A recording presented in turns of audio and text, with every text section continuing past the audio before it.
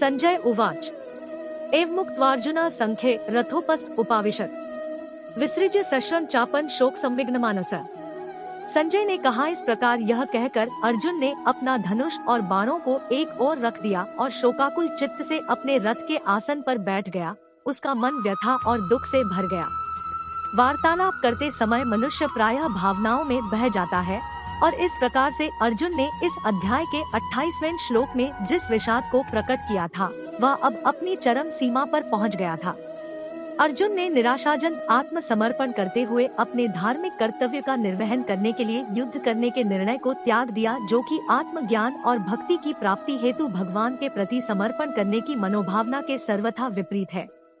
यहाँ इस बिंदु को स्पष्ट करना उचित होगा कि अर्जुन किसी नवदीक्षित की भांति आध्यात्मिक ज्ञान से वंचित नहीं था। वह स्वर्गलोक में भी रह चुका था और उसने अपने पिता स्वर्ग के सम्राट इंद्र से शिक्षा प्राप्त की थी। वास्तव में वह पूर्व जन्म में नर था और इसलिए वह अलौकिक ज्ञान से परिपूर्ण था। नर नारायण एक ही वंश के थे। नर एक शुद्ध आत्मा और नारायण परमात्मा थे।